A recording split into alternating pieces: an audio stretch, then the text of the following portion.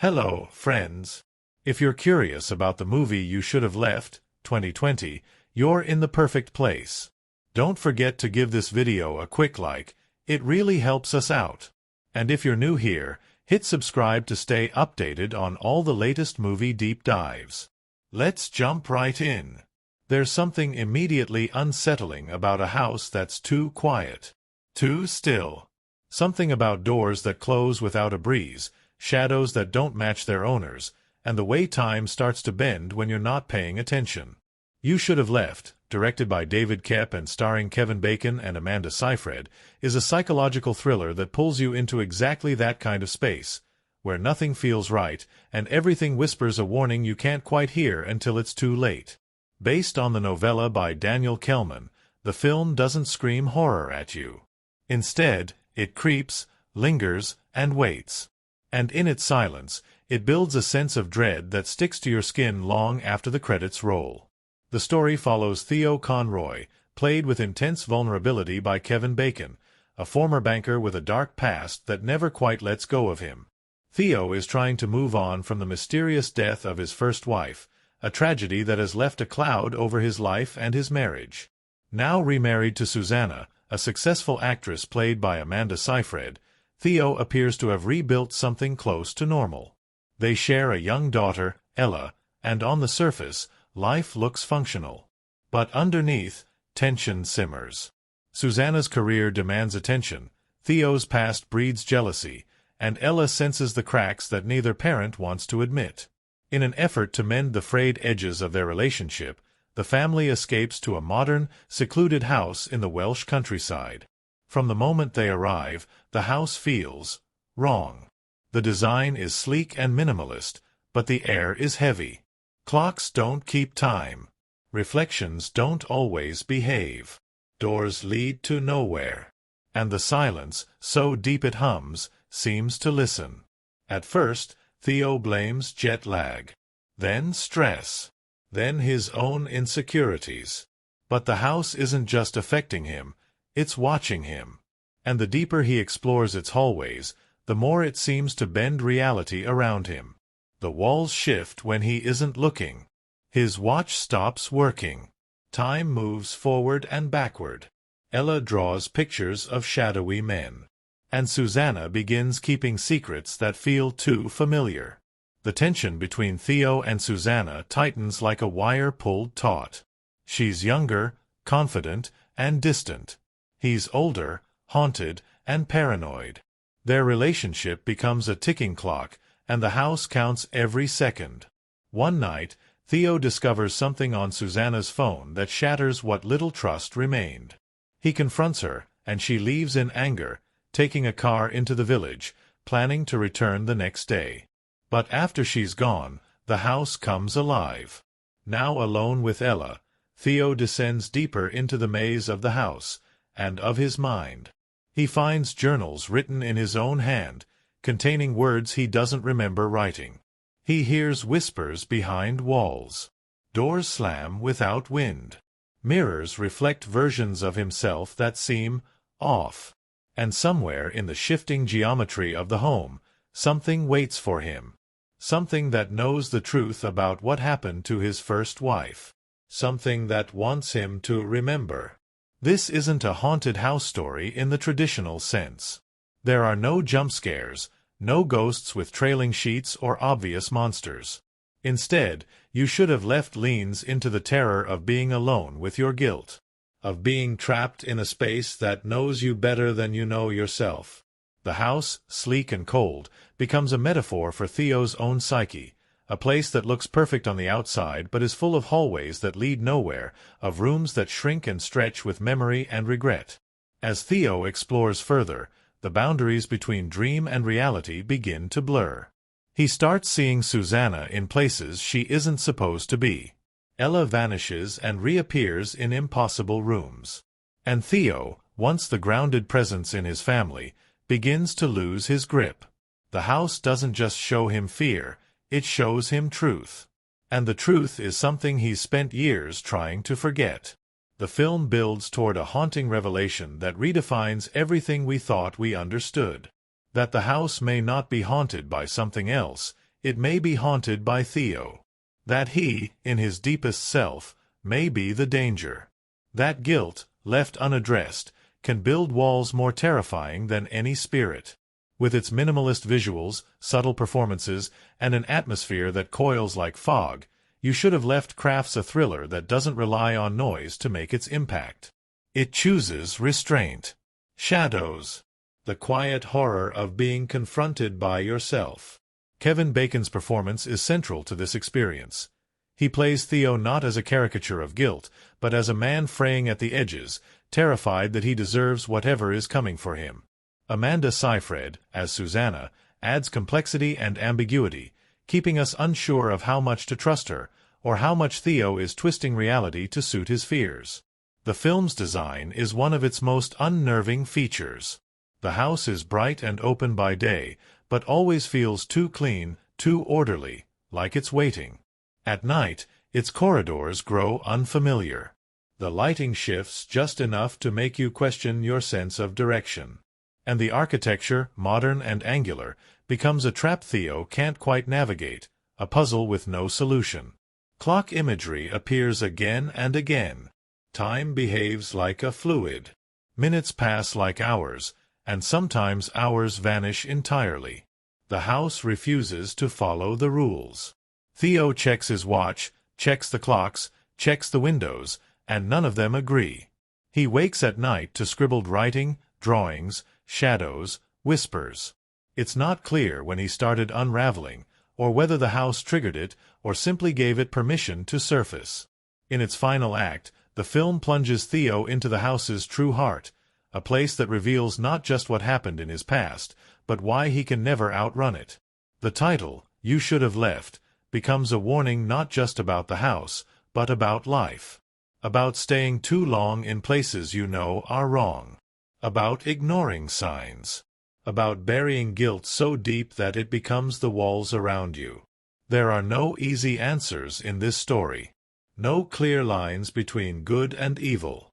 Just a man, trapped in his own making, faced with the impossible task of saving his daughter from the consequences of who he once was. The ending is quiet, ambiguous, and devastating. And like the best psychological thrillers, it leaves you with more questions than it answers. So if you're looking for a horror film that's more about dread than gore, more about the past than poltergeists, You Should Have Left is a chilling exploration of what happens when the things we hide start to follow us home. And if that house has no mirrors, no clocks, and no way out, you'd best ask yourself why you walked in to begin with. Because some places don't need to trap you. They just need you to stay long enough to trap yourself. And in this house, the scariest thing waiting behind the door might not be a monster. It might just be the truth. It begins with a dream, a flicker of memory, maybe, or something else entirely. Theo Conroy stands in the shadows of his own mind, staring at a mirror that doesn't reflect what it should. A hallway stretches endlessly behind him, the kind that seems to bend when you're not looking directly at it. It's quiet. Too quiet. Then the silence shatters. Something is wrong. He wakes up gasping.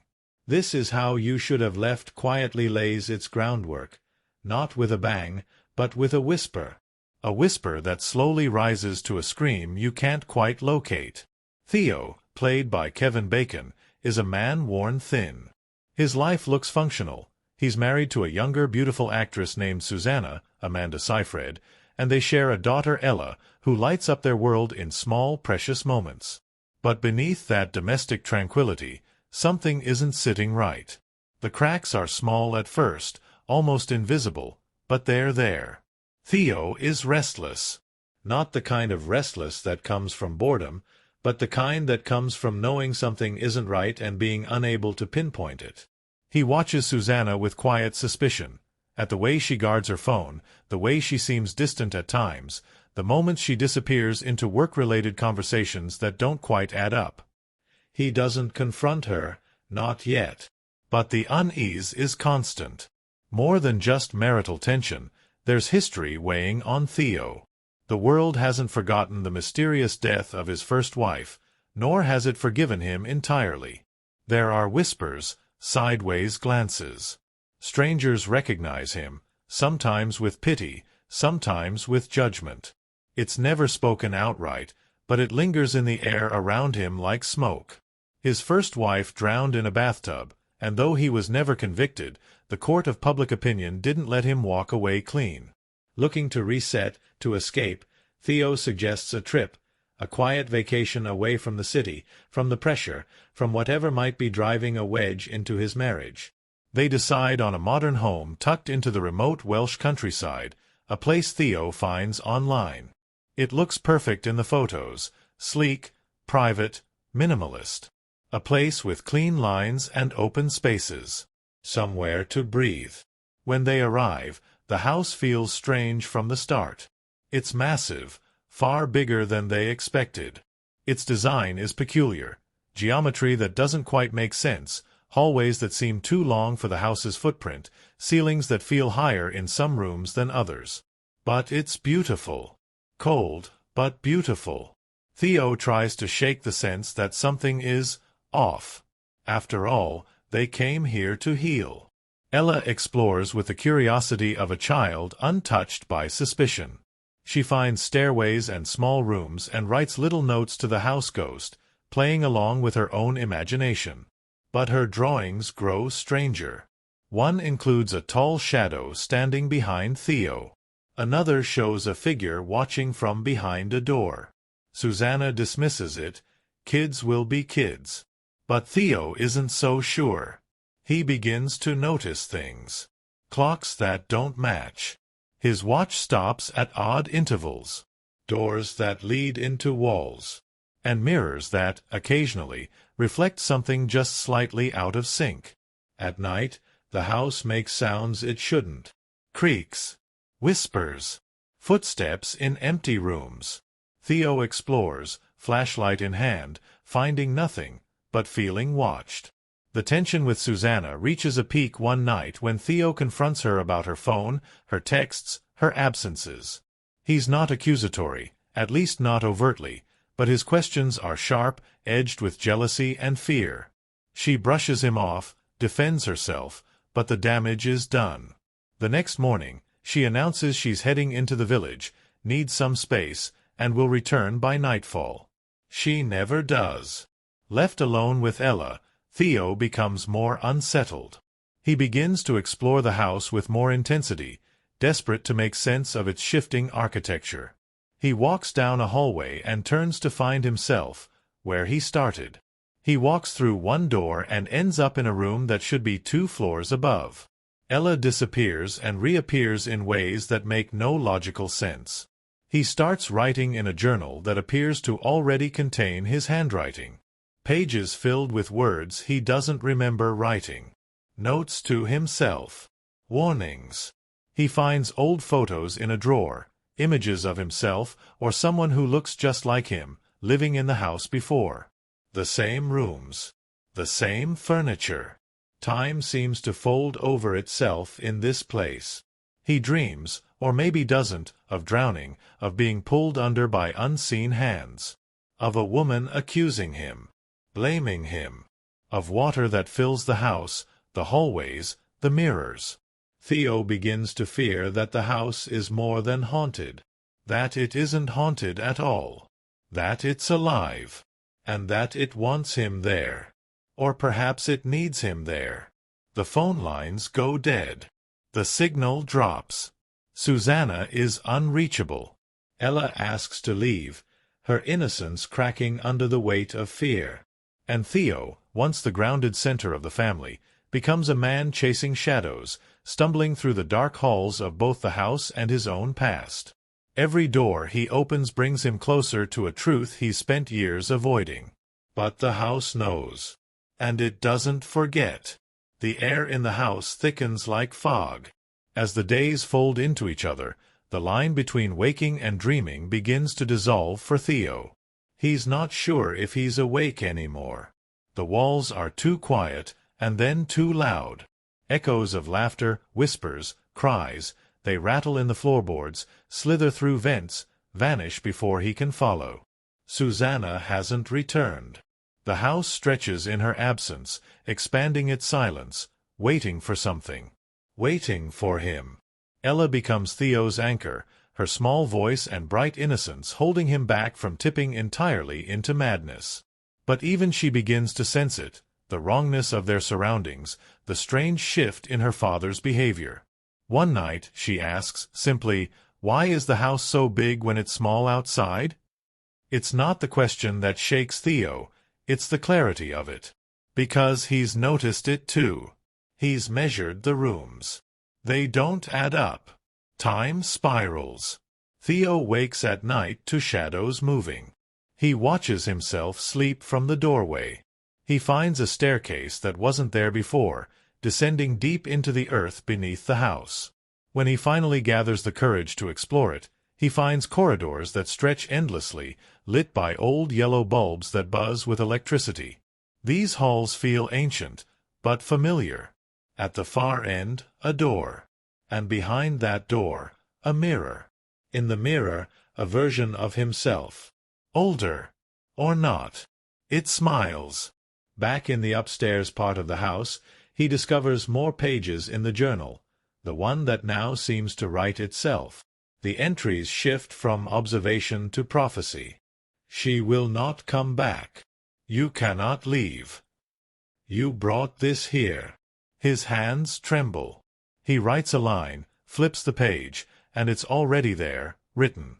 He tries to rip them out. They return. It's not just Theo unraveling. Back in the upstairs part of the house, he discovers more pages in the journal, the one that now seems to write itself.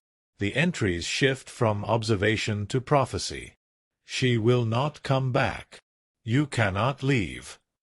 You brought this here. His hands tremble.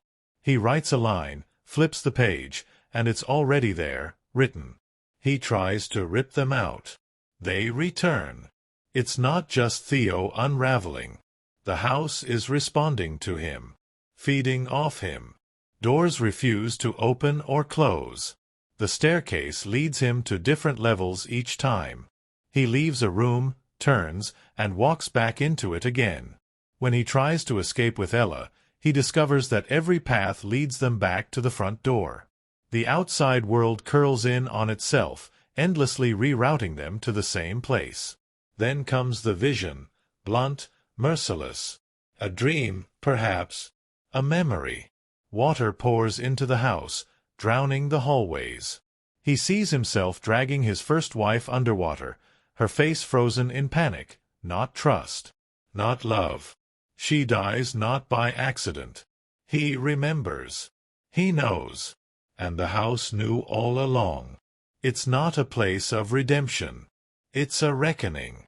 Susanna reappears, but she's not real. Or maybe she is. She confronts him with hollow eyes. She speaks of betrayal, of secrets kept even from himself. Theo realizes he hasn't just been hiding the truth from the world. He's buried it from himself. The guilt, the rage, the quiet hatred. He blamed her for things she never did. He let it fester.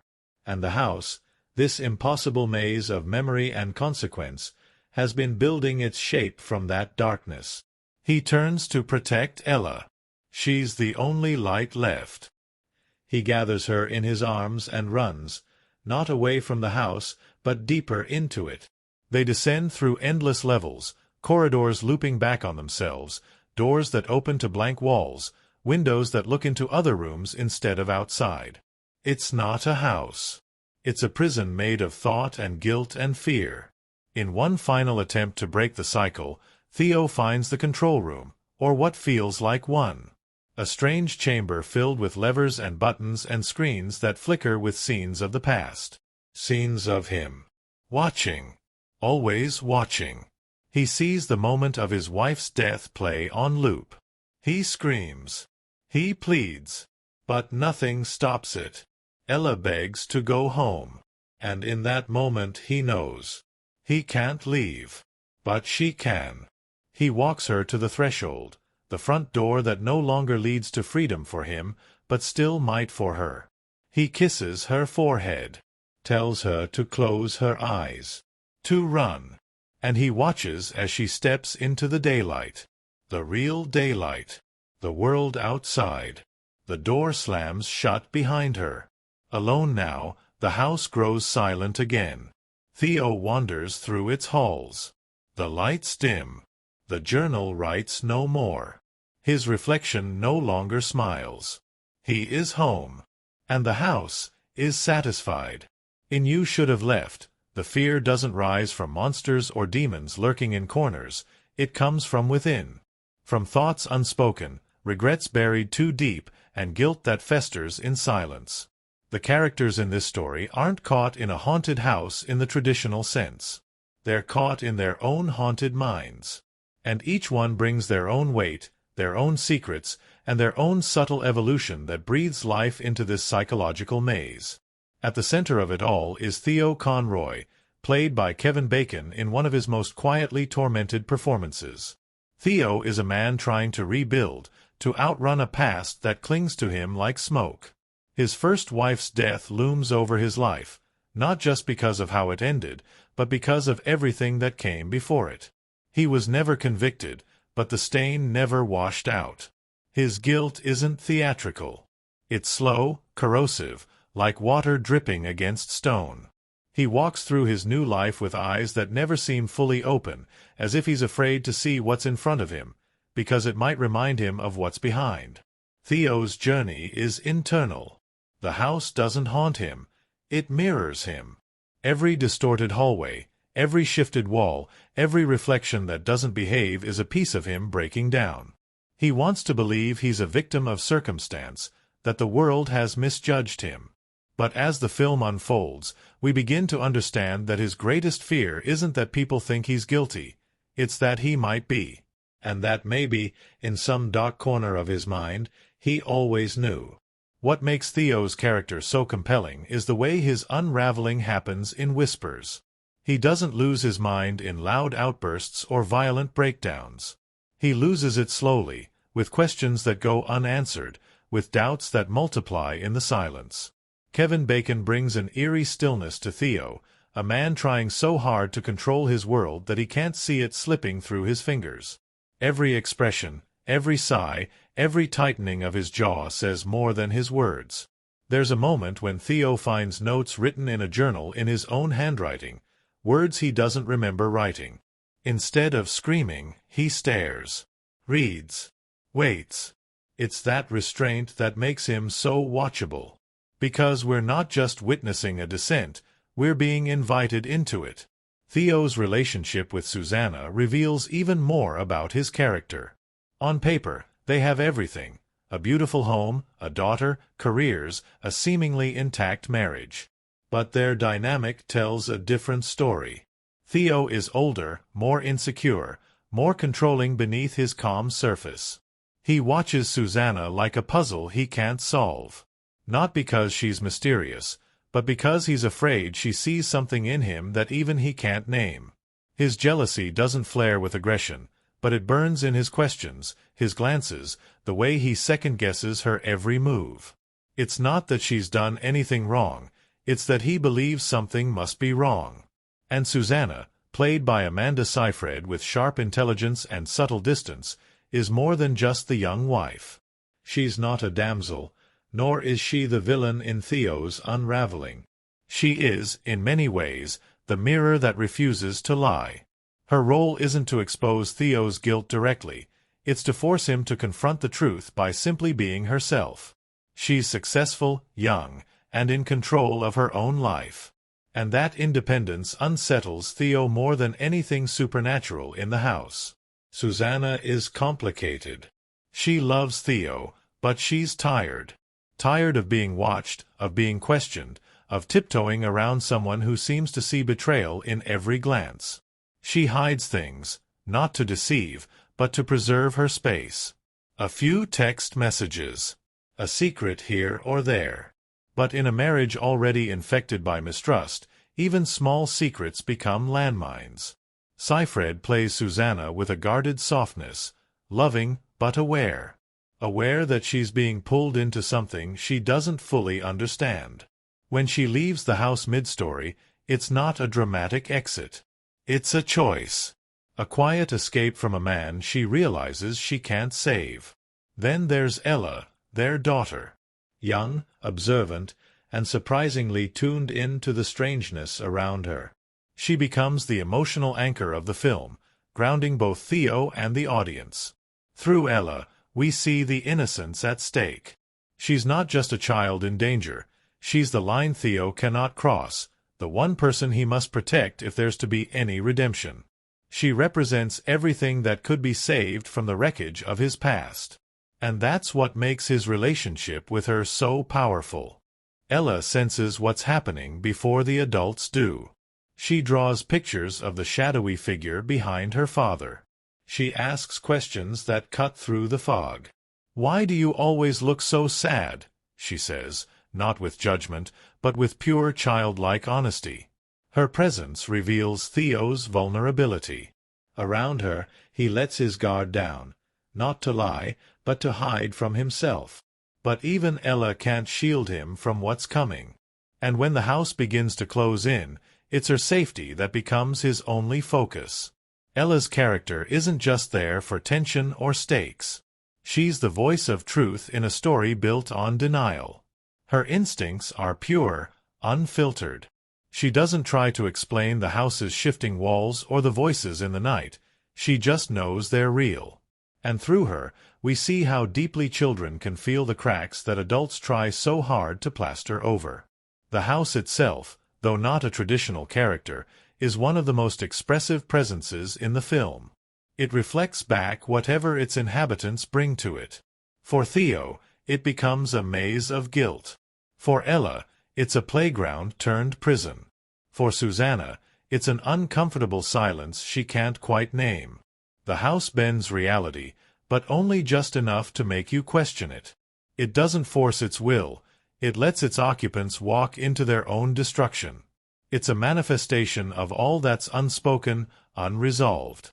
And then there's the darker version of Theo, the reflection, the double, the presence watching from behind mirrors and corners. He doesn't speak. He doesn't chase. He waits. Patiently. As if he knows that sooner or later, Theo will catch up with himself.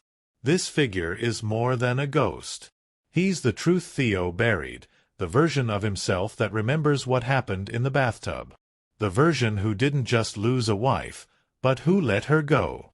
He is remorse given form, memory given mass. And he's always been there. When Theo begins to interact with this reflection, when the walls stop hiding and start revealing, we see the final pieces of his character take shape. He's not innocent. He's not evil. He's a man who made a choice, a mistake, a moment of weakness that unraveled a life. And the house doesn't punish him with horror tropes. It punishes him with truth. As the story closes in on itself, the characters are stripped to their cores. Susanna is gone, the marriage undone. Ella is caught in a web not of her making. And Theo is left with nothing but mirrors. The final act of his character is one of resignation, but also redemption. He chooses to stay behind. Not as punishment, but as responsibility. The house isn't a jail, it's justice. And Theo, in staying, finally stops running. In many horror stories, characters change through terror. They scream, they fight, they survive. But in You Should Have Left, the transformation is internal. Theo doesn't become someone else. He simply becomes honest. And that, in this world, is more terrifying than any ghost. Each character in this story carries a piece of the larger theme, the cost of hiding from yourself. Theo with his guilt. Susanna with her emotional distance. Ella with her innocence caught in the crossfire. And even the house, with its impossible walls and windows that look inward, becomes part of that reflection. In the end, no one escapes untouched. But maybe that was never the point. Maybe the house, the story, the nightmare, all of it, was never about escaping. Maybe it was about finally seeing what's been there all along. And finding the courage to face it. Sometimes, the most chilling part of a horror film isn't what happens on screen. It's what lingers in the silence when the cameras stop rolling. And with You Should Have Left, a film steeped in psychological dread and eerie atmosphere, the experience behind the scenes was just as strange, subtle, and quietly fascinating as the movie itself. Directed by David Koepp and starring Kevin Bacon and Amanda Seyfried, this 2020 film is a compact, cerebral thriller that plays with time, space, and guilt. But the story of how it came to life is filled with unexpected details, uncanny timing, and a few odd little twists that make the entire production feel like it, too, was being watched by something just out of frame. The origins of You Should Have Left go back to a 2017 novella by German author Daniel Kehlmann, a haunting piece of fiction that blends psychological horror with time-bending elements in a way that's more Kafka than King. When David Koepp read it, he was immediately drawn to its simplicity. "It's like a dream you wake up from and can't shake," he said in interviews. The idea of guilt literally reshaping your environment, there's something disturbingly beautiful about that. Koepp, best known for writing blockbuster screenplays like Jurassic Park and Spider-Man, saw this smaller, more intimate film as an opportunity to strip back spectacle and dig into the emotional horror that lives in the mind. One of the strangest aspects of the production is how quickly it all came together. Universal Pictures and Blumhouse Productions had been in talks with Koepp for another project, but once he pitched You Should Have Left, they greenlit it almost immediately. "There was something in the air," Koepp said. "A weird sense of urgency. Like it was a story that wanted to be told right then and there." The filming itself took place quietly and efficiently in 2019, with a remarkably short production schedule, less than 6 weeks from the first shot to wrap. What's most interesting about this accelerated timeline is how it mirrored the plot of the film. Just as Theo and his family are swept into the strange gravity of a house that rearranges itself around them, the film crew found themselves adapting to unexpected shifts and eerie coincidences during production.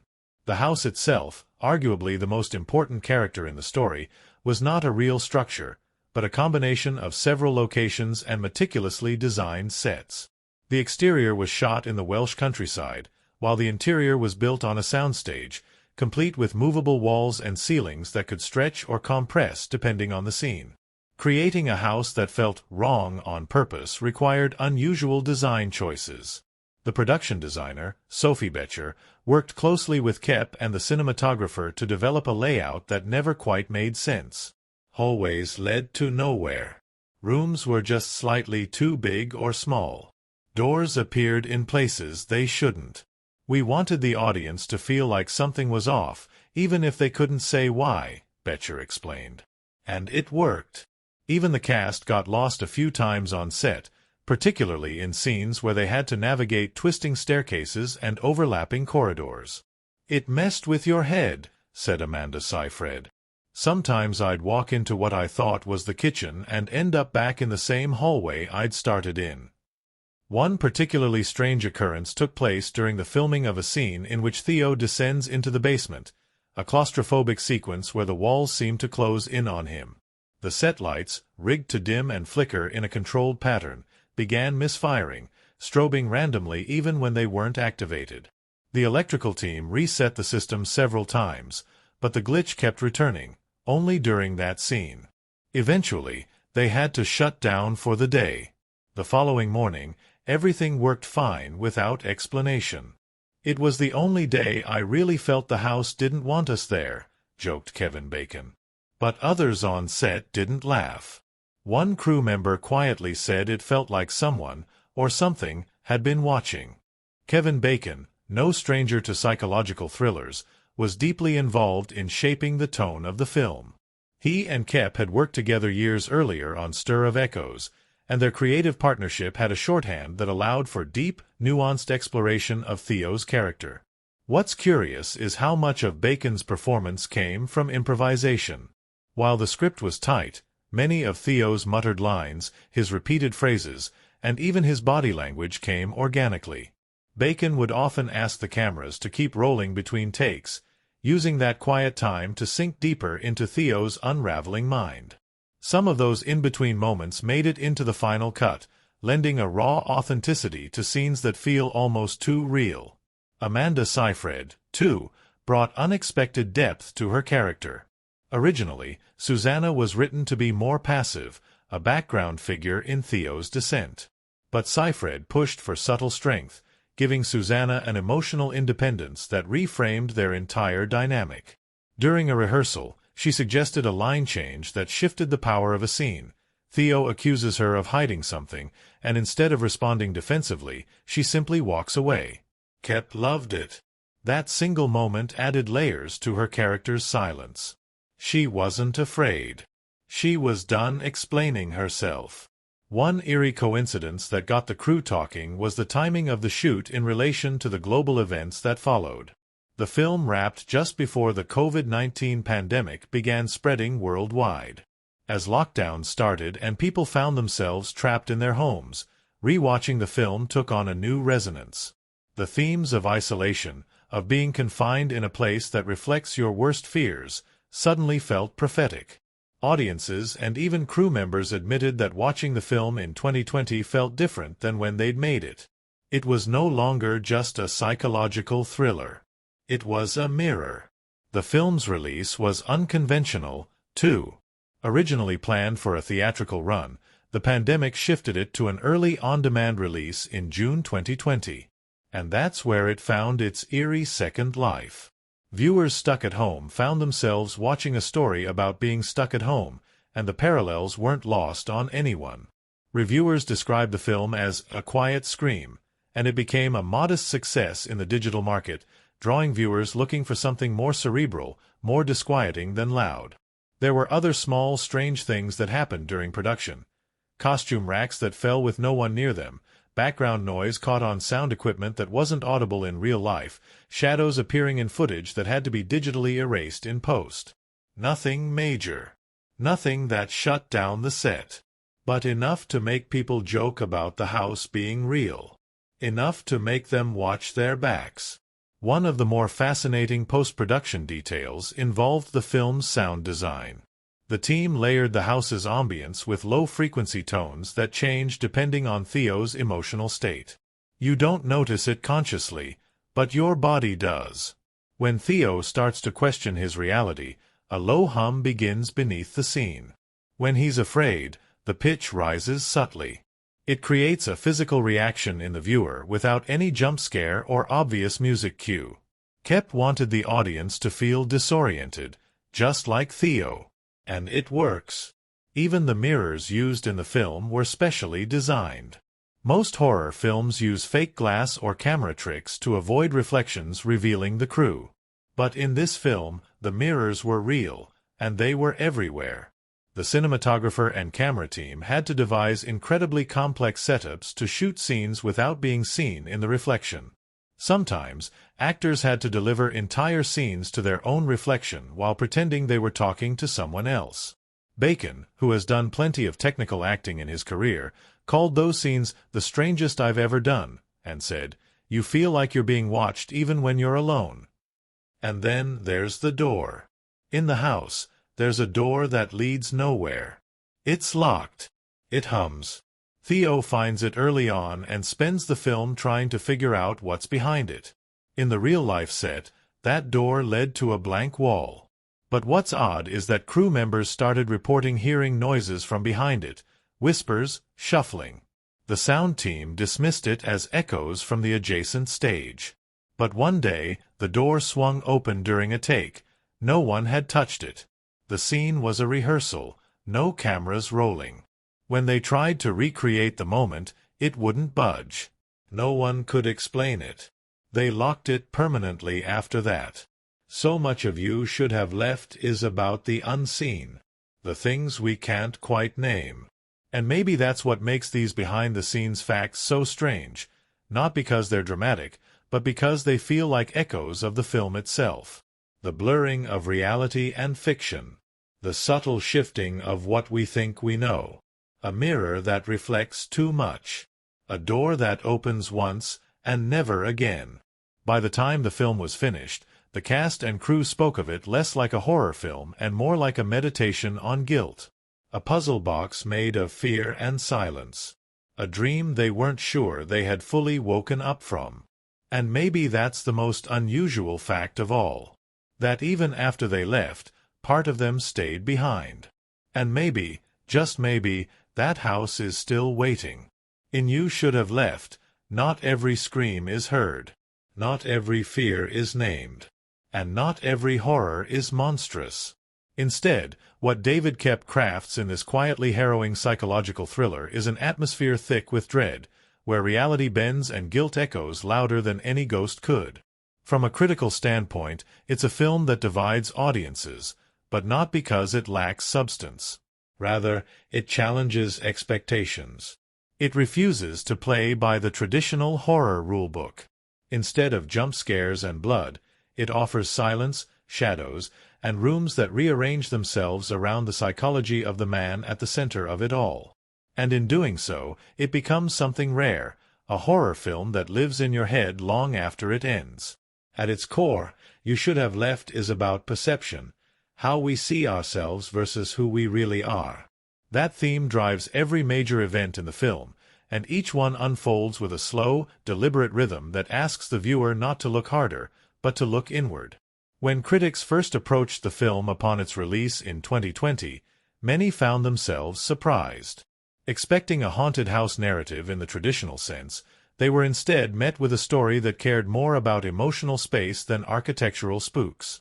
And that's precisely why the film earned both praise and puzzled glances. It wasn't interested in scaring you. It wanted to haunt you. The first significant event worth dissecting is the decision to take the family, Theo, Susanna, and Ella, away from their normal lives and into the secluded countryside of Wales. On the surface, it's a standard genre setup. Isolate the characters, strip away external support, and let the setting do the psychological heavy lifting. But there's a deeper function at work here. Critics pointed out that the house isn't just physically remote, it's emotionally removed. Every wall, every hallway, every open space becomes a symbol of how disconnected Theo is from his family and from himself.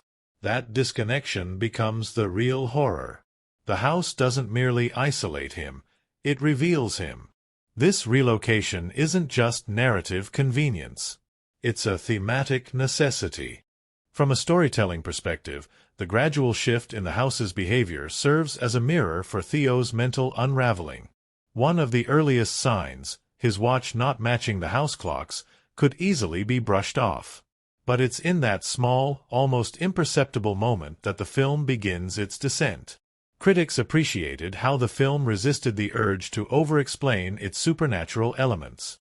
The house doesn't need to howl or bleed. It simply warps space and time. And in doing so, it forces both Theo and the viewer to question the reliability of what they're seeing. That sense of disorientation became one of the film's most lauded achievements. It isn't interested in being confusing, it's interested in making you uncomfortable in your own assumptions. Another moment that resonated from a critical standpoint was Theo's discovery of the journal, filled with entries in his own handwriting that he doesn't remember writing. In horror cinema, the concept of the found object often serves as a catalyst for chaos. But here, the journal functions as an emotional reveal rather than a plot device. Each entry isn't a clue toward defeating the entity or escaping the house, it's a breadcrumb trail back to Theo's own suppressed guilt. That narrative choice was praised for its emotional weight. Instead of using the object to build exposition, the film uses it to deepen character. It's not about learning the history of the house, it's about uncovering the history Theo refuses to face. Then there's the revelation, slow, painful, and inevitable, that Theo may have killed his first wife. Not in a fit of rage, not in a horror movie possession sequence, but perhaps in a moment of quiet neglect or cold cruelty. The details are never fully explained, and that ambiguity was a point of division among viewers.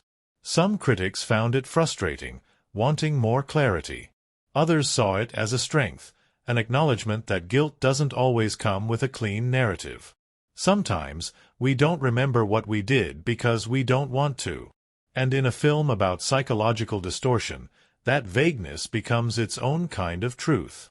One reviewer described it as a cinematic Rorschach test, where the horror you take from it depends on what you bring into it.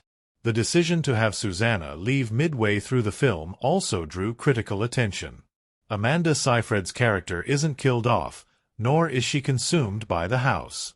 Instead, she chooses to leave, a narrative move that flips horror expectations on their head. She doesn't need to be rescued. She removes herself. And in doing so, the film shifts its entire emotional weight onto Theo and Ella. Critics saw this as a deliberate dismantling of the genre's usual gender dynamics. Susanna isn't a final girl. She's not a victim. She's a woman who recognizes something toxic and walks away. Ella, played with innocent honesty by Avery Essex, becomes Theo's last connection to hope. Her presence adds emotional tension, not just because she's a child in danger, but because she represents what Theo still has a chance to save. Critics noted how her role avoids becoming just a narrative device. She isn't simply there to raise the stakes, she's there to ground the story in something real. Her fear, her drawings, her questions, they're all extensions of the film's central theme. How much can a child see when the adults refuse to look? As the house begins to twist further in on itself, with corridors rearranging and mirrors reflecting impossible versions of Theo, the film reaches its thematic crescendo. And from a critical perspective, this is where the film shows its teeth. The house isn't haunted. It's constructed from guilt. It reshapes based on what Theo is ready, or unwilling, to admit. Every door he opens leads to a memory. Every staircase descends into denial. Critics who praised the film saw this architectural metaphor as bold and introspective. Rather than give us a villain, Koepp gives us a space. A space that becomes the antagonist not through aggression, but through exposure. And then, finally, the ending. Theo stays. Ella leaves. The house resets. There's no showdown. No fiery climax.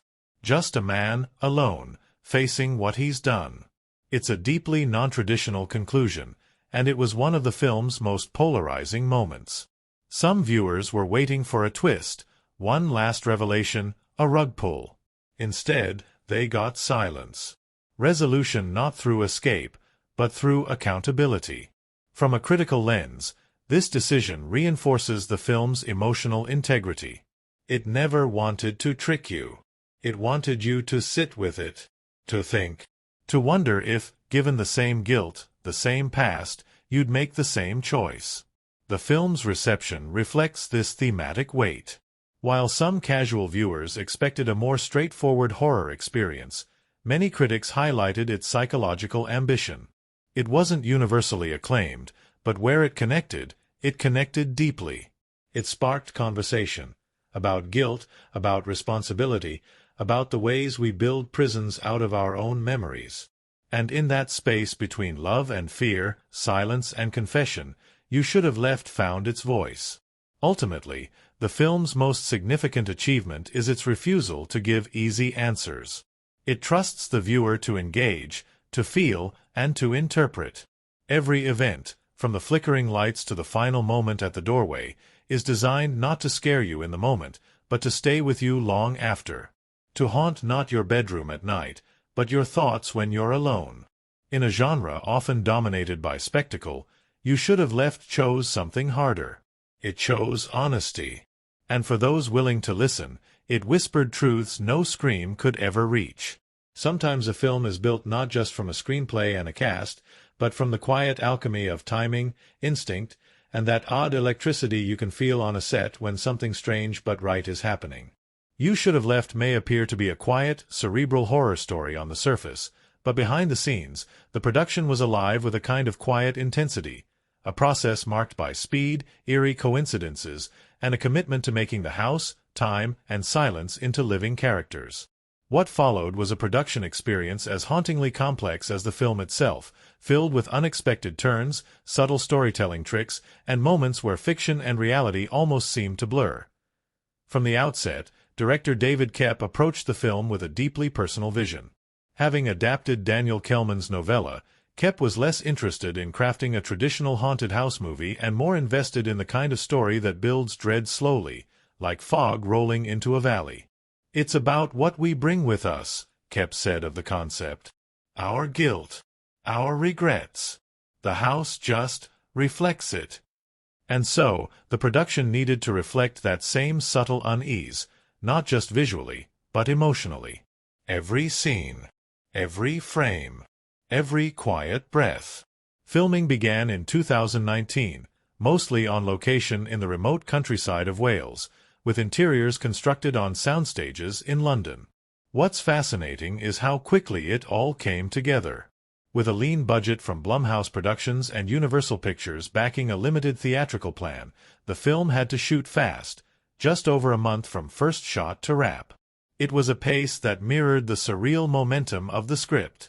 For Kevin Bacon and Amanda Seyfried, that quick turnaround became an advantage. The intensity, the emotional whiplash, the growing sense of claustrophobia, it all built naturally under the tight schedule. There wasn't time to second-guess. The story had to move forward, much like the characters within it. One of the most interesting aspects of the production was the creation of the house. The script demanded a structure that didn't just contain the characters but actively distorted their experience. Walls that shifted. Hallways that repeated. Rooms that seemed too large inside to fit the house's exterior. But building such a space was more than just an architectural challenge. It became an exercise in psychological design. Production designer Sophie Becher approached the project like a maze, crafting sets with hidden doors, rotating panels, and movable walls that allowed the same spaces to feel subtly different each time they were shot. "We weren't just building rooms," she said. "We were building moods." The interior sets were designed to be modular, allowing different layouts without having to rebuild between scenes. For example, the same hallway could lead to a kitchen in one shot and to a staircase in another. It kept the audience guessing, but it also disoriented the cast. Seyfried admitted in interviews that she would sometimes walk into a set she thought she knew, only to find that the art department had flipped it while she was at lunch. "I'd think I was going to the living room, but it would be a closet." It was like the house was actually shifting. Honestly, it helped the performance. Kevin Bacon, returning to the genre he helped shape in Stir of Echoes, took a unique approach to playing Theo. He asked the director to keep the cameras rolling long after scenes were supposed to cut. "Some of the best moments happen in the spaces between lines," Bacon explained. He would often stay in character between takes, wandering the hallways of the set, mumbling lines that never made it to the script. At one point, Bacon began writing his own notes in a small leather-bound notebook. No one knew if it was a prop or his personal thoughts, but it started appearing in scenes, and eventually, the production made it part of Theo's character. That same notebook was used in close-up shots when Theo discovers his own journal written by a past or parallel version of himself. It was never scripted that way. It just happened. The sense of organic development extended to the camera work. Cinematographer Angus Hudson used a mix of Steadicam and locked-off shots to create a rhythm that felt simultaneously smooth and unnerving. For the most disorienting sequences, like Theo's descent into the mysterious lower levels of the house, Hudson used lenses that subtly warped the image, making doorways stretch and walls bend ever so slightly. The effect was never over the top. Just enough to make the viewer question what they were seeing. "It wasn't about jump scares," Hudson said. "It was about making the audience feel what Theo feels, uncertainty." One unforgettable behind-the-scenes moment happened during the filming of the mirror scenes. In these scenes, Theo is confronted with a version of himself that doesn't behave the way it should, sometimes lagging behind his movements, sometimes moving before him. The production team initially planned to use green screens or digital effects. But in early rehearsals, Bacon suggested a practical approach. "Let's just use my reflection," he said, "and I'll be the one who moves wrong." What followed was a remarkable bit of performance art. Bacon choreographed entire scenes in front of mirrors, deliberately lagging his movements, adjusting his gestures by fractions of a second to give the illusion that the reflection wasn't in sync. It was eerie. And it worked. The cast and crew often joked about the house being haunted. Not because of flickering lights or mysterious sounds, though, reportedly, there were plenty of unexplained electrical issues, but because of the atmosphere. There was a stillness on set, especially during late-night shoots, that no one could quite shake. It felt like the house was breathing, one grip said. Another claimed that props would move overnight. A painting that had been hung in the hallway would be found facing the wall the next morning. No one took it too seriously. But they started locking the set overnight. Interestingly, the Welsh countryside offered its own set of challenges. The exteriors of the house were filmed near an old stone farmhouse on a remote hilltop, chosen for its isolation and haunting beauty. But unpredictable weather became part of the storytelling. Rain came suddenly, fog rolled in unplanned, and winds howled through the hills like cues from the script. At one point, a scene had to be completely rewritten because the path leading to the house was washed out by a sudden storm. Instead of rescheduling, Koepp incorporated the storm into the scene. It added another layer, he said. The world wasn't just reacting, it was warning them. Amanda Seyfried shared one particularly memorable day on set when a large raven landed on the chimney of the farmhouse and refused to leave for hours.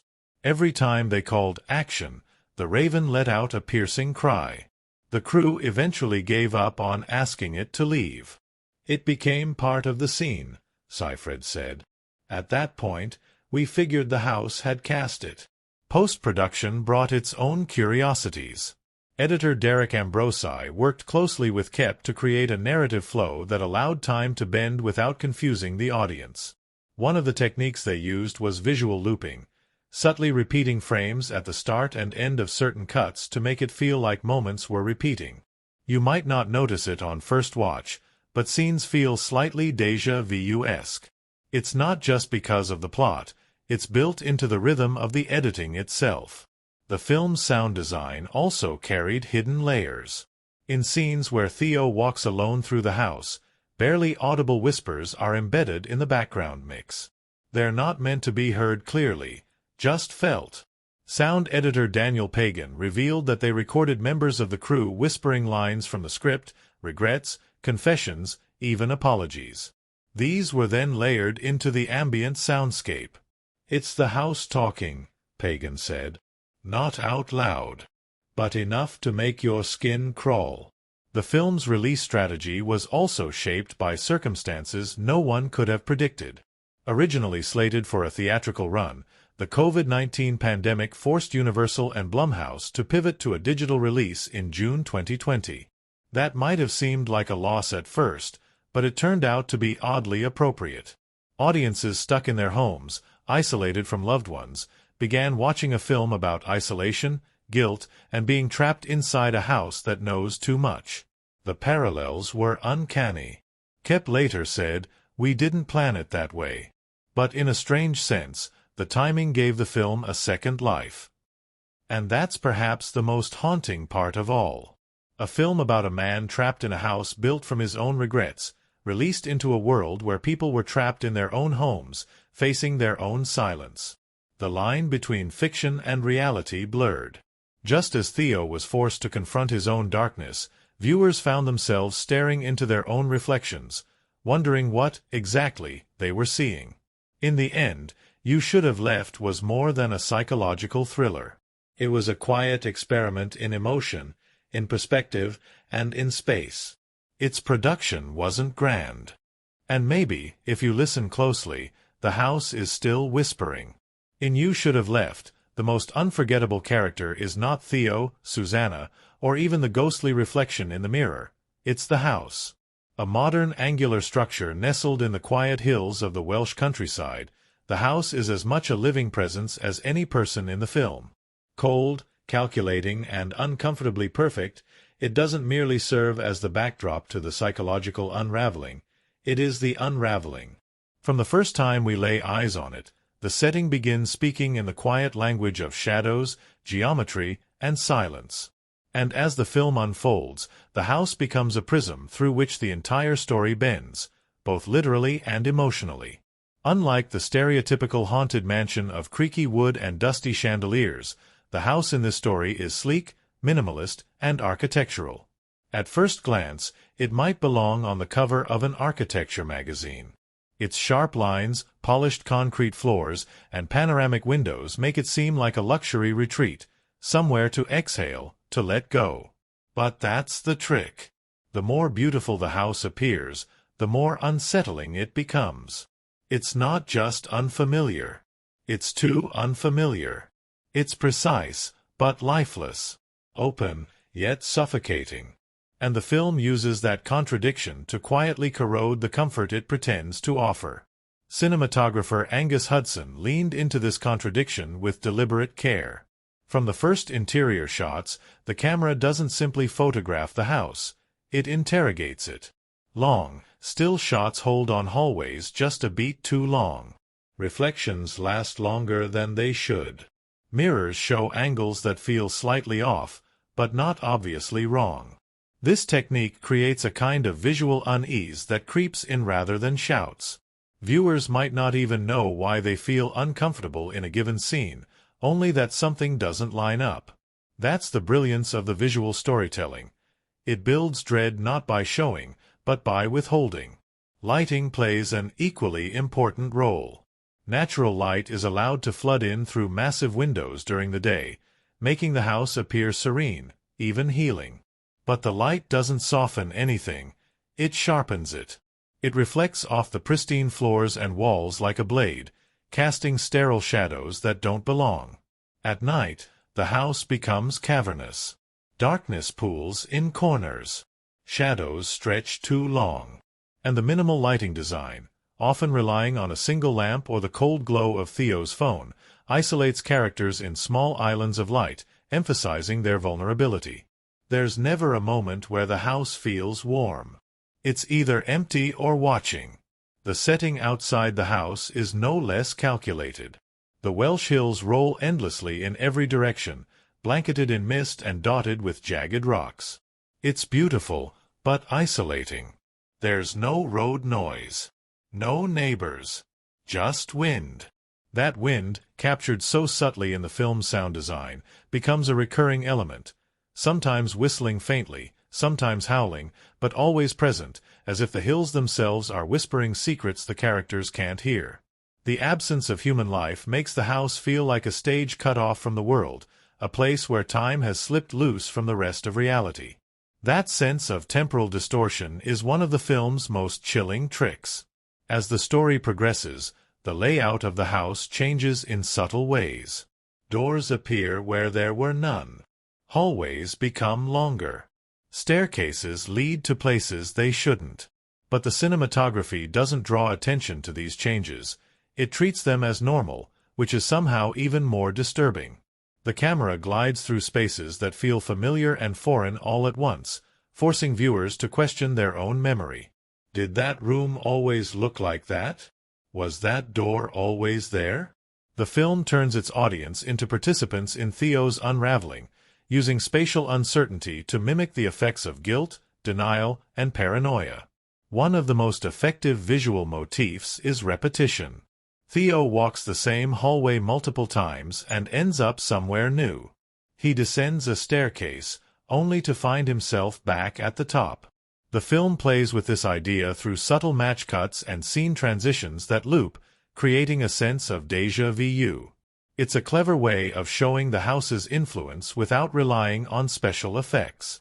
The very structure of the film begins to echo the structure of the house, repetitive, deceptive, and collapsing in on itself. Mirrors and glass are also key elements. Nearly every room in the house features reflective surfaces, but they don't behave the way they should. Sometimes they show too much. Sometimes not enough. Theo's reflection becomes a character of its own, watching, mimicking, judging. The use of mirrors isn't about shock, it's about confrontation. Every time Theo sees his reflection, the camera lingers, as if daring him to look deeper. These shots are framed tightly, often with Theo centered in the mirror and the rest of the room falling away behind him. The effect is suffocating. He isn't just being watched. He's being examined.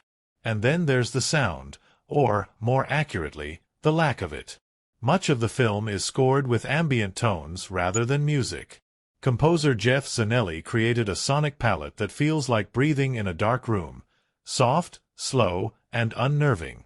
The score often blends with environmental sounds, the hum of a refrigerator, the creak of the floor, the gentle static of silence itself. When sound breaks through, like a door slamming or Theo's scream, it's jarring. The film's restraint makes every noise feel important. Every sound means something. And when you hear whispers beneath the silence, you start to wonder if the house is really just a house. The setting also evolves emotionally. What begins as a hopeful getaway, a reset for a family, slowly becomes a trap. The open-plan design, once inviting, starts to feel exposed. The vastness becomes vulnerability. Critics noted how the film uses the very things we often admire in architecture: light, symmetry, openness, and turns them into instruments of dread. You don't feel safe in the house because there's nowhere to hide. Every room is a spotlight. Every wall is a mirror. Thematically, the house reflects Theo's emotional state. Early on, it's quiet but structured. As his paranoia grows, the house begins to shift. When his guilt breaks the surface, the house unravels. And when he finally confronts the truth, the house offers him no escape. This connection between setting and psyche is one of the film's greatest strengths. It's not just a backdrop, it's a manifestation of memory, of shame, of punishment. In one of the film's most visually powerful scenes, Theo walks down a hallway that seems to stretch for miles. The camera follows him from behind, slowly pulling back as he walks forward, making the hallway appear endless. The walls seem to bend slightly inward, narrowing as he goes. There's no music, no dialogue, just the sound of his footsteps. It's a scene that embodies the film's essence: isolation, repetition, and the fear that no matter how far you walk, you're still trapped in your own mind. The visual design also incorporates elements of spatial logic that don't conform to the real world. Production designer Sophie Becher consulted with architects to intentionally break the rules of physical space. Some rooms are subtly out of scale. A hallway might be a few inches too wide. A doorway might sit a bit too high.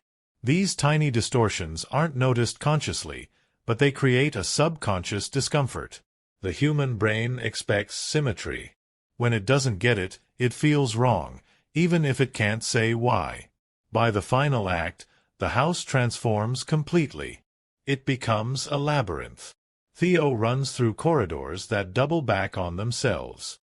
He opens a door into a stairwell that he knows should lead up, only to descend. The architecture has collapsed into madness, mirroring his own descent. But even then, the cinematography remains calm. There are no shaky cameras or frantic edits. The house, like the guilt inside Theo, doesn't panic. It waits.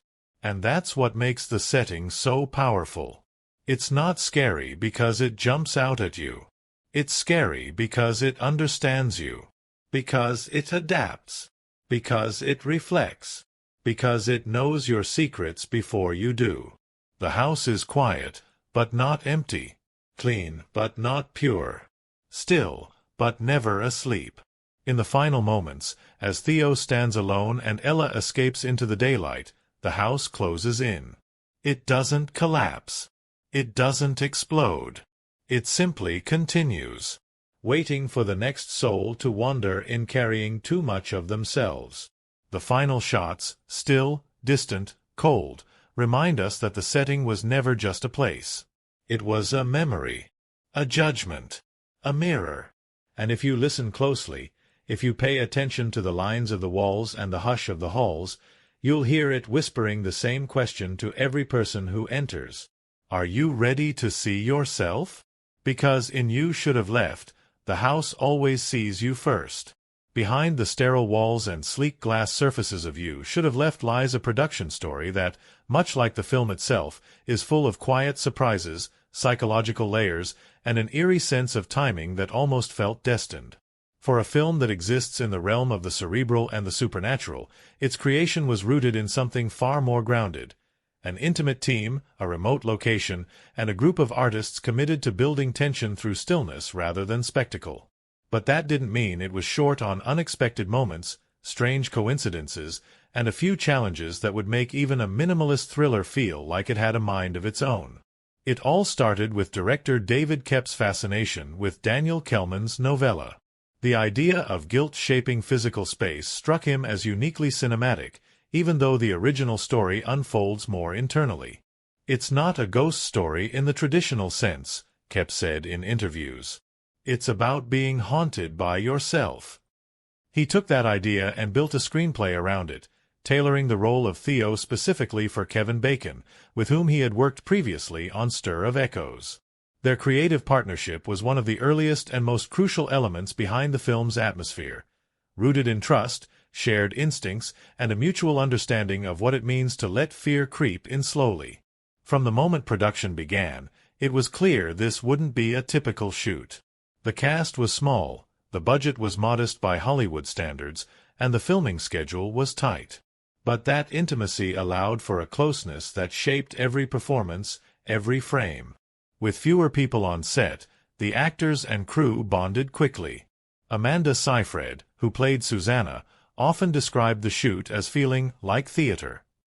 There was a kind of quiet respect on set, a rhythm that let the performances breathe. "There were scenes where it felt like we were floating through a dream," she said. "Then we'd cut, and everyone would just stand there quietly for a moment. No one wanted to break the spell." One of the most fascinating and fun aspects of the shoot came from the house itself, or rather, the illusion of the house. While the exteriors were shot on location in the Welsh countryside, the interiors were entirely constructed on sound stages. And that gave the crew total control over the layout, enough to make it feel as though the house was alive. Rooms could be rearranged overnight. Hallways could lead somewhere new. The art department took advantage of that flexibility in creative ways, surprising even the cast at times. Kevin Bacon would sometimes arrive on set only to find the kitchen he rehearsed in the day before had become a hallway or a dead end. "I'd walk through a door and get completely turned around," he laughed during a press junket. "It got to the point where I started to feel like Theo even when the cameras weren't rolling." That disorientation became part of the magic. The crew didn't just build a set, they built an experience. "The house had moods," said Sophie Becher, the production designer. "Some days it felt wide open. Some days it felt like it wanted to trap you." The cinematographer, Angus Hudson, leaned into that sense of controlled chaos. Working closely with Koepp and the set designers, Hudson used specific lenses to warp perspective in subtle ways. The key was to make the audience feel like something was wrong, but never tell them what it was, he said. "Sometimes we tilted the camera just a few degrees off level.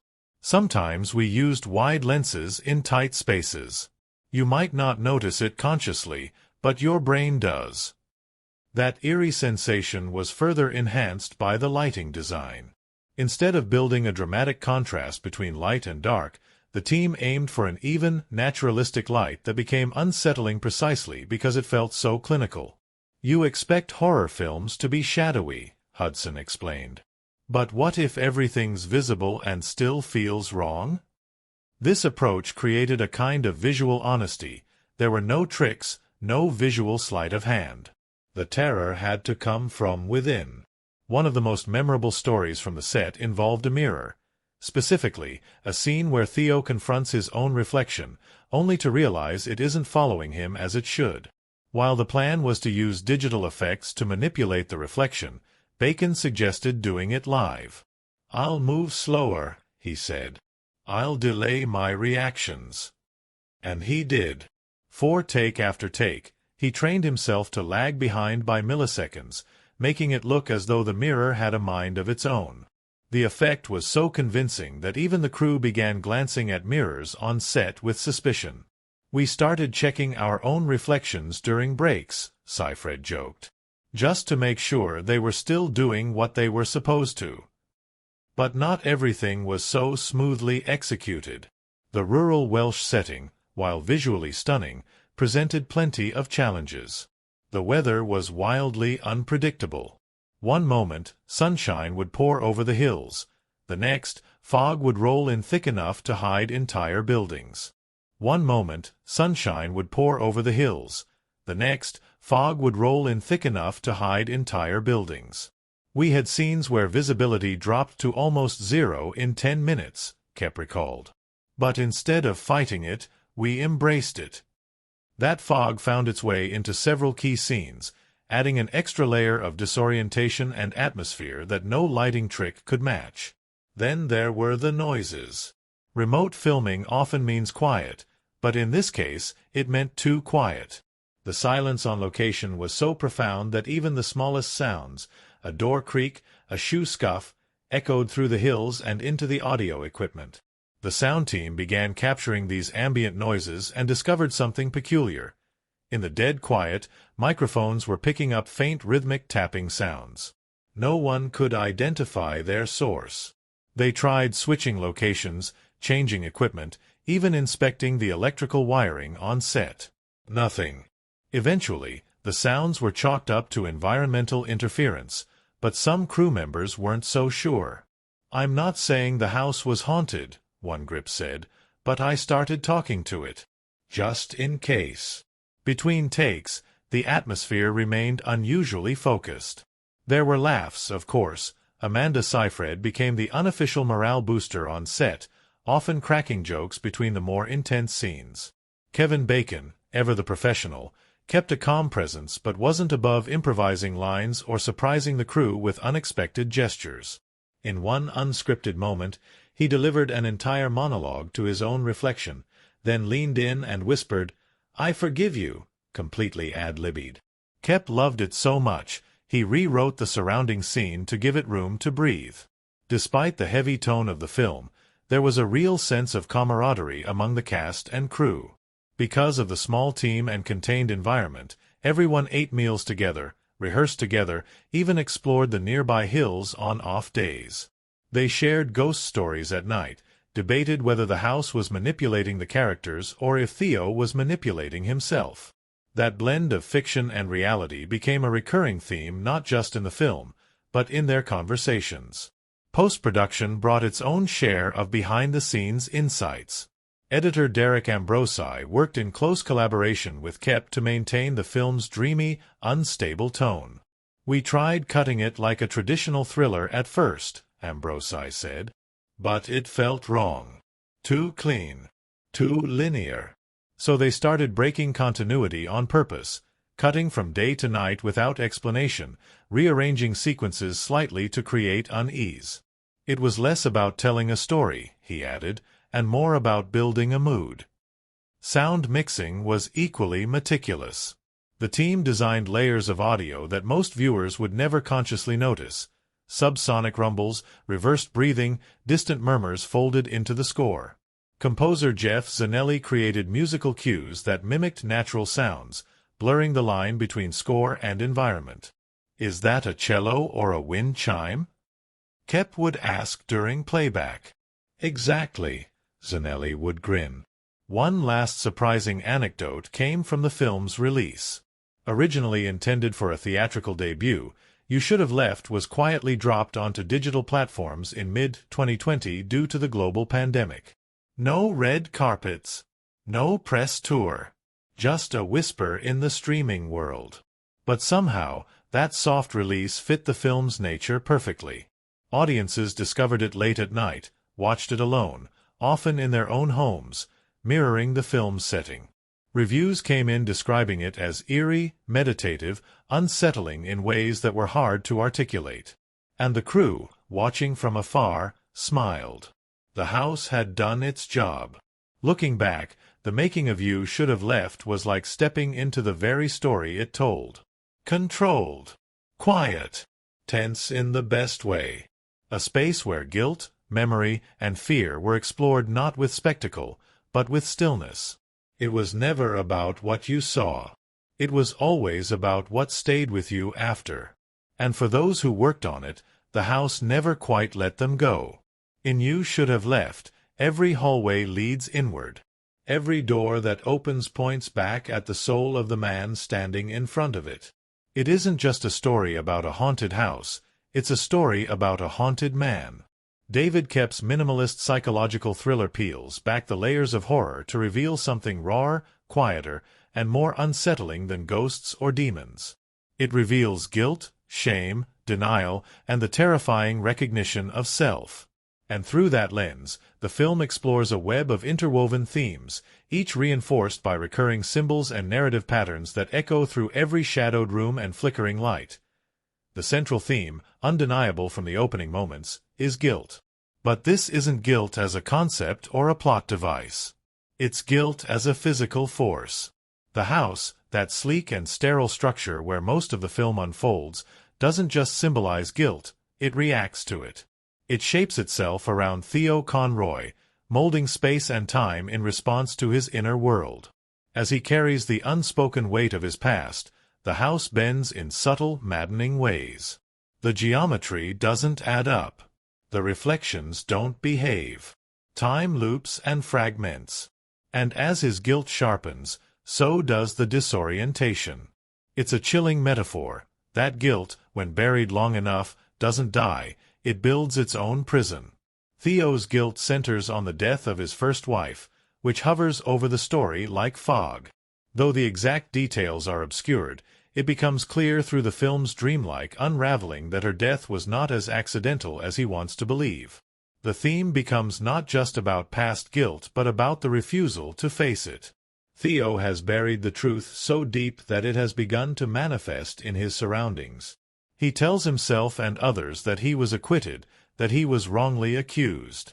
But the deeper he ventures into the house, the harder it becomes to maintain the illusion. This denial connects to another key theme, the unreliability of perception. Throughout the film, Theo's senses betray him.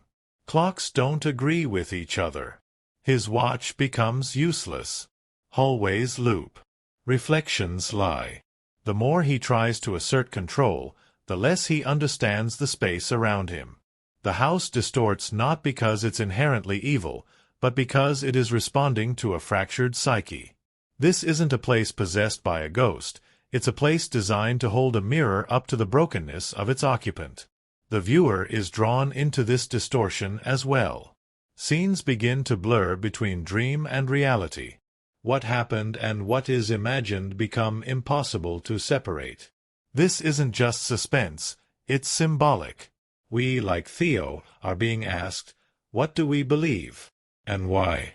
Another powerful theme woven into the story is the fear of aging and obsolescence. Theo is an older man, married to a much younger woman. This disparity isn't just surface-level tension, it bleeds into every interaction between him and Susanna. He doesn't trust her fully, but more importantly, he doesn't trust himself. He questions his worth, his relevance, his ability to hold on to what he loves. That insecurity is never directly spoken, but it sits heavy in the silences between them. The age difference becomes a symbol for disconnection, for the distance between how one sees themselves and how the world sees them. Susanna is vibrant, independent, and confident in her career. Theo is cautious, shadowed by whispers of a past he refuses to explain. Their relationship mirrors the emotional gap in his own self-awareness. Control, or the loss of it, is another theme that threads throughout the narrative. Theo is a man who desperately wants to control his environment. He books the vacation. He questions Susanna's choices. He measures the rooms of the house, trying to make sense of the impossible layout. He keeps a tight emotional grip on himself, avoiding anger, avoiding confession. But the house strips that control away piece by piece. It doesn't confront him violently, it just refuses to obey. The rules of physics, of space, of cause and effect begin to crumble, and with it, so does Theo's sense of authority. This loss is not just a source of fear, it's a metaphor for what happens when we build lives around avoidance. Sooner or later, reality pushes back. Then there's the theme of parenthood, specifically, fatherhood. Theo's relationship with his daughter, Ella, is one of the few sources of warmth in the film. He loves her deeply, and she is the only character who sees him without judgment. But even this bond is at risk. The house, knowing where Theo's vulnerabilities lie, begins to use Ella against him, not by harming her, but by distorting his ability to protect her.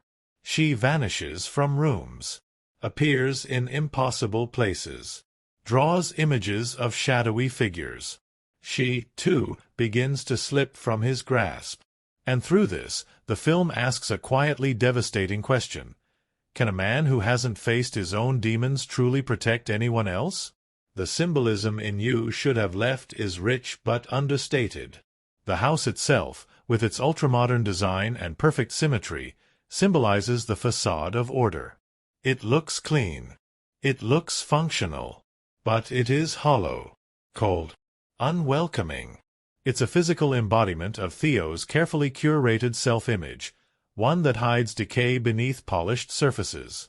The windows, which should offer light and connection to the outside world, instead reflect back only darkness. The mirrors, which should confirm reality, instead warp it. And the locked door, the one that buzzes ominously without explanation, is a literal symbol of the truth Theo refuses to unlock. Time is another symbolic element. Theo's watch becomes useless early in the film, as the house detaches itself from linear time. Hours stretch and collapse. Days blend. The clocks in the house disagree. This isn't just a spooky trick, it reflects Theo's fractured memory. His trauma has broken his ability to track events. He lives in denial, in confusion, in half-truths. And the house mimics that by destroying time itself. There is no clear before or after. Only a looping now. One of the most poignant symbolic scenes comes when Theo discovers a staircase leading downward, one that was not there before. He descends, flashlight in hand, into a seemingly endless hallway. This descent is both literal and metaphorical. He is moving deeper into the house, but also deeper into himself. The hallway, which grows narrower and darker, represents the narrowing of his ability to escape.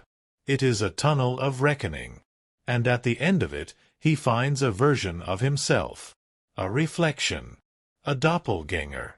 A man who smiles not out of friendliness, but out of familiarity. This moment captures the ultimate symbolism of the film, that the enemy is not outside, it's within. Another repeating symbol is the journal Theo discovers, filled with entries in his own handwriting that he doesn't remember writing. This journal is memory. It's confession. It's his subconscious bleeding through the cracks. It mirrors the denial we carry in our own lives, the thoughts we suppress so completely we begin to believe they never existed. The fact that the journal writes itself, continuing messages even as Theo reads them, is a chilling visual of guilt continuing its narrative even when we try to silence it. Water, too, plays a symbolic role. Theo's dreams of drowning, his flashes of bathtubs, the dripping sounds that echo through the house, all connect back to the mysterious death of his first wife. Water becomes a symbol of the event he's trying to wash away, but which always finds its way back. Cleanliness becomes contamination. Purity becomes suffocation. The fluidity of water mirrors the fluidity of time and space in the house, impossible to contain, always seeping through. The theme of truth versus narrative also runs deep. Theo has built a version of his life, a story he tells the world and himself, that he was falsely accused, that his past is behind him, that he is just a man trying to move on. But the house is not interested in stories. It is interested in facts. It doesn't argue with him. It simply shows him, piece by piece, who he really is.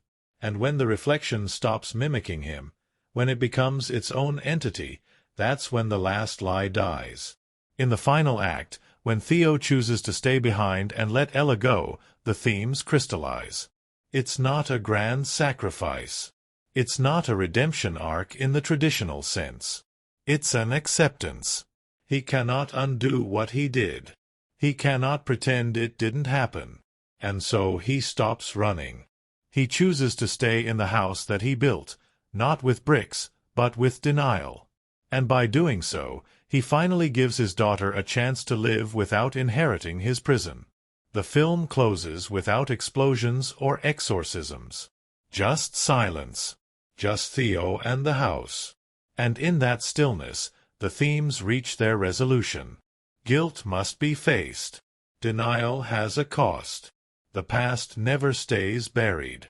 And sometimes, the scariest thing isn't what waits in the dark. It's what stares back from the mirror when the lights are on. In You Should Have Left, the horror isn't about being haunted.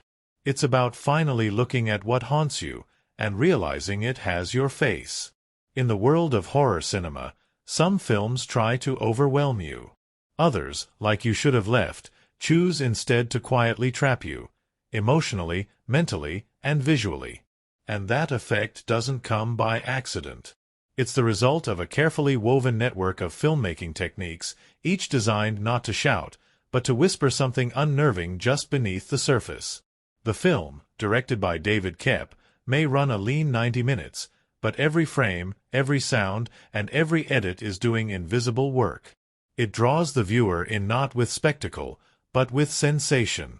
It surrounds you, slowly, like the house it's set in, subtle, methodical, and quietly suffocating. Let's start where all psychological horror begins, the camera. Angus Hudson, the film's cinematographer, approached the shoot with a specific directive from Koepp: make the viewer feel just as disoriented and uncertain as Theo, the main character. The house, which is nearly a character in its own right, was shot to feel open and claustrophobic at once. Wide-angle lenses were used to exaggerate space, rooms that felt too big for the characters, too clean, too sharp. And yet, the way they were framed always kept something just out of sight. Shadows bled into the edges of the frame. Mirrors reflected more than they should. Doors remained in the background for just long enough to make you wonder what might be behind them. That precision, how long the camera stayed on a shot, what it chose to include or crop out, was where much of the film's tension was built. One of the most clever technical decisions was how the film distorted space subtly over time. The interior of the house was built on a soundstage, allowing the crew to manipulate the architecture as the story unfolded. Rooms shifted. Hallways reconnected in impossible ways. But rather than draw attention to these changes, the cinematography treated them as normal. That trick, showing the illogical as ordinary, created a quiet panic in the audience. You knew something was wrong, but you couldn't prove it. Just like Theo, you started doubting your own memory of what the house looked like a few scenes earlier. Editing played a key role in creating that emotional dissonance. Derek Ambrosi, the film's editor, was tasked with creating a temporal structure that mimicked the collapse of time. The editing isn't flashy, there are no quick cuts, no montages, but it is deeply psychological. Scenes flow into one another with an almost dreamlike logic. Time jumps slightly without warning. One moment it's night, the next it's day, but no clock has ticked. Ambrosi used soft cuts, lingering fades, and matched audio cues to blur transitions. It's a film where time is both fluid and threatening. That's because, thematically, time is part of the punishment. Theo is caught in a loop, and the audience is caught with him. Sound design in You Should Have Left deserves particular praise. It's not just effective, it's essential. The house doesn't speak, but it communicates constantly through subtle, layered soundscapes. Every creak, every drip, every footstep is carefully placed. At times, you'll hear a distant knock or a low hum and not know where it's coming from. That ambiguity is intentional. Sound designer Daniel Kehlmann embedded whispers beneath ambient noise, recorded in reverse and slowed down until they became more sensation than sound. They're not meant to be heard clearly. They're meant to feel wrong. It's a technique that activates the viewer's instincts, triggering unease before your mind catches up. There's also the clever use of silence. In horror films, silence is often used to set up a scare. But here, silence is the scare. The absence of sound becomes deafening in certain scenes. You start to listen harder, straining for a noise, and in doing so, the film pulls you deeper into Theo's paranoia. When sounds do occur, like the sudden slam of a door or a character's gasp, they hit harder because they interrupt that carefully constructed void. Music, composed by Jeff Zanelli, is another layer of psychological manipulation. The score doesn't lead the viewer, it mirrors them. Instead of orchestral swells or stingers, Zanelli created a series of ambient textures that blend into the background. The music rises and falls not with the plot, but with the emotion. A moment of quiet fear might be underscored by a single, sustained note that trembles slightly, barely music at all. Other times, when Theo's world begins to fracture, the score dissolves into layered tones that seem to bend in and out of pitch, mimicking the house's impossible geometry. Lighting in the film is another unsung hero. Cinematographer Angus Hudson made a bold choice to rely heavily on practical lighting, light sources that exist within the scene itself, like lamps, phones, and daylight through windows. That choice grounds the film in realism, but it also limits what the audience can see. There are no mysterious glow effects or exaggerated colored lights. The shadows are natural, which makes them more dangerous. The unknown becomes more frightening when it isn't colored neon red, it's just dark. Just enough to make you squint. Just enough to make you lean forward. One particular sequence, when Theo explores the house at night, demonstrates all these techniques in perfect harmony. He carries a flashlight, and that narrow beam becomes the viewer's entire visual world. The camera follows closely, but not over his shoulder. Instead, it keeps just behind or to the side, always maintaining that vulnerable distance. The flashlight illuminates walls, staircases, the edge of a mirror, but never the center. Never what might be waiting in the corners. The audio drops into near silence, with just the hum of electricity and Theo's breath. A whisper drifts through the hallway. He turns. The light flickers. The score vanishes. There's no scare. Just a growing sense that something is wrong, and that it has always been wrong. What's especially interesting is how all these techniques were used not to amplify a supernatural force, but to reflect Theo's inner world.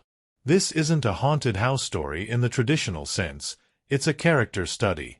The house bends, but only because Theo is bending. It breaks time, but only because his guilt has broken chronology. The camera, the sound, the editing, they don't follow a ghost. They follow a man losing himself. And that internal collapse is made external through visual and sonic design. On a technical level, the film was a tightly run production. With a modest budget by Hollywood standards, reportedly under $10 million, it didn't rely on digital spectacle. In fact, most of the visual effects are invisible. When doors appear where they shouldn't, when hallways elongate, it's achieved through practical set design and in-camera tricks rather than CGI. Visual effects were used sparingly, mostly to erase seams or subtly enhance mirror reflections. The restraint is noticeable and powerful. The film doesn't want to dazzle. It wants to unsettle. The box office performance of You Should Have Left was, like the film itself, unconventional. Originally slated for theatrical release, the film was forced into a direct-to-digital premiere due to the COVID-19 pandemic. It was released on VOD in June 2020, during a period when theaters were closed worldwide. While this might have derailed a larger blockbuster, the film found a unique kind of success in the digital space. Viewers at home, already grappling with isolation and anxiety, connected with its themes in unexpected ways. The box office numbers may not reflect a traditional success story. Without a theatrical run, the film didn't earn hundreds of millions, but it became one of the top-performing titles on digital platforms that summer. Universal reported strong rental numbers, and the film gained a second life on streaming, where it continued to quietly circulate, often being discovered late at night by viewers looking for something offbeat and intimate.